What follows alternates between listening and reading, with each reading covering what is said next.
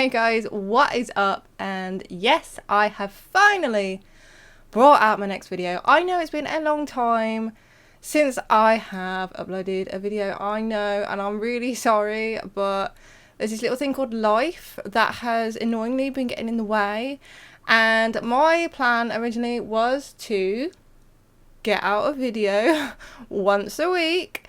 It didn't really work out that way. I mean, I am so sorry. I really wanted to get to that point where I could literally just do a build, make a video once a week, put it up. Unfortunately, it hasn't been panning out that way for me. I wish I could just get it out there. I mean, the thing is, right, I think what a lot of people don't understand, right, it takes a long time to make these videos. I mean, doing the builds themselves, yeah, they are just, you know, they're hard enough on their own, right? Just doing the builds, they're hard enough on their own. Doing the videos by themselves, they take a long time. Like, we're talking days, you know, and when you're not doing this as a full-time job, because obviously this is just a hobby. This is just a hobby I do. I just like putting them up. And obviously the people who do this, all those people who do it professionally, my heart goes out to them, right? My heart goes out to all those big YouTubers who do this properly. And I'm not just talking about like Sims YouTubers, like just any YouTubers who do this for a living. You got my respect, guys, honestly. Like, you got my utmost respect. As I said, I'm just doing this as a hobby. I just love doing this. I just love building. And anyway, I'm gonna stop ranting about how long videos take, because that must be really boring to listen to. So I'm going to start talking. I'm going to start talking about this build itself. Right. So why did I do this build? Well, I have seen so many people making tiny houses. If you haven't seen my other video, please go check it out. My first tiny house I put up. God, it must have been ages ago now. So I think that was like the last video I put up. Or was it? No, it wasn't my first tiny house. No, sorry, my first tiny house. And then I did a little tiny house in the middle of a forest. I have just been addicted to these tiny houses. So obviously I went and bought the tiny house pack. And just experimenting with a lot of that. The past couple of streams I've done have been, I've literally just been doing tiny houses because they're so cute and so adorable and so much fun to build. So that's basically why I'm doing another tiny house today, because I can't stop doing it, basically. It's just so much fun. So what inspired me to do a rooftop garden, like a tiny base game house rooftop garden. I'd just like to point out this is base game. I did go back and forth checking that I hadn't used any items from any of the packs, just to make sure it was base game. Why did I do it base game? Okay, let's talk about that first. So I did it base game because those of you who know me, I don't have a lot of packs, okay? I know, like, the cottage living has just come out and it looks amazing. I can't afford all these packs at the moment, okay? It is literally just a money thing. If I had loads of money, if I was just, you know, money coming out my ears, I would buy all the packs today. I would. But unfortunately, I don't. I'm not made of money, and they are so expensive. They are so expensive. Oh my God. All my money is just going towards bills and stuff, you know. I've got rent to pay and stuff. Rent? No, sorry, I have a mortgage. I don't pay rent. So, you know, I've got bills to pay. I wish I could, you know, buy all of them. I can't, unfortunately. So I don't have all the packs.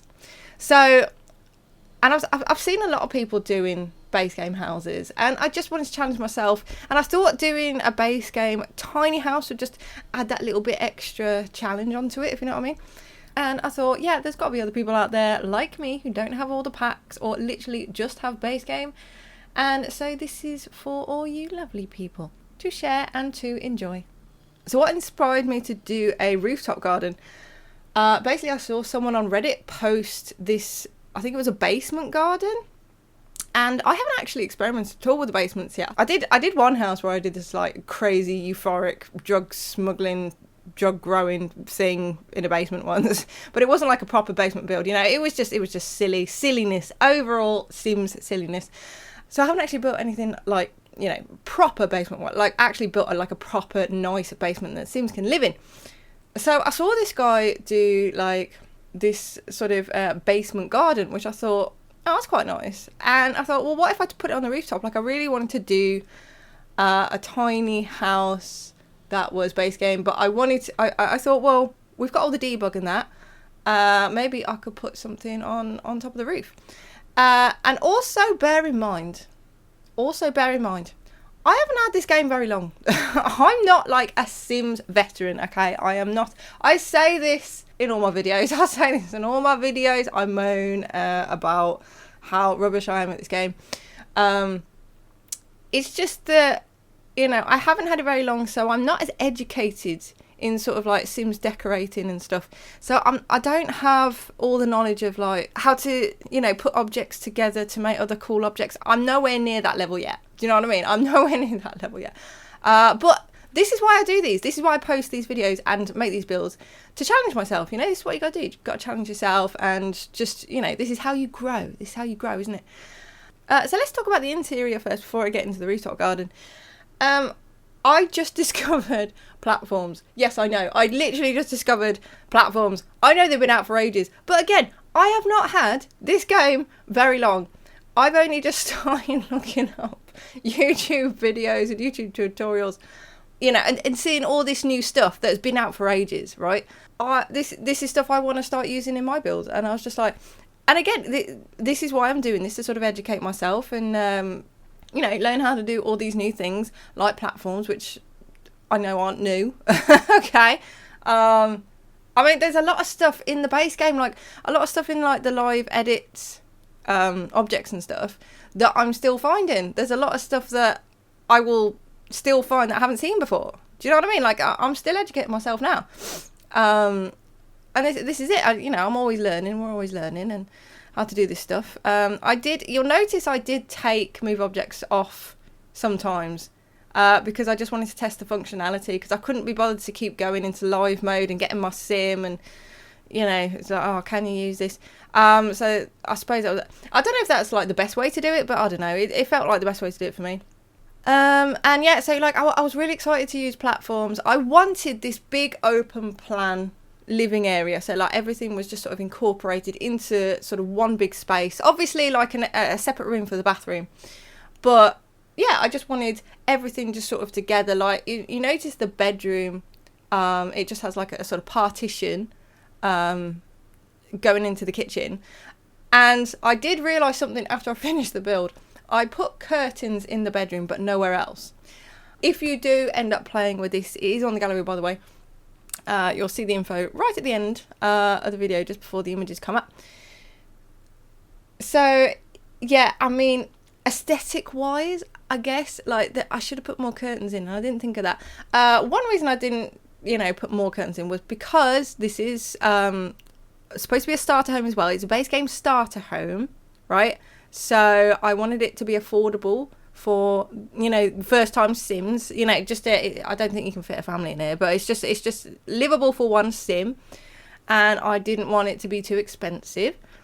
But you do have that sort of worry that she wakes up in the morning, or he, whoever you're playing it with, they wake up in the morning and, you know, they've got to get dressed, you know, with all their windows open, because it's this big open space and there's loads and loads of windows. I mean, I wanted to just put loads of windows because I wanted to get that sort of modern feel, but just let a lot of light into the house itself.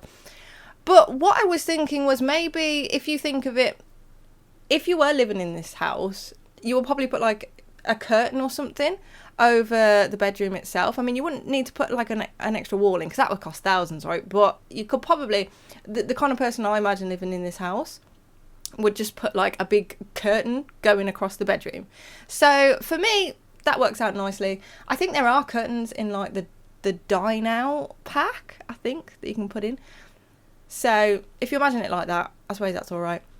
And I was happy with the kitchen, actually, overall.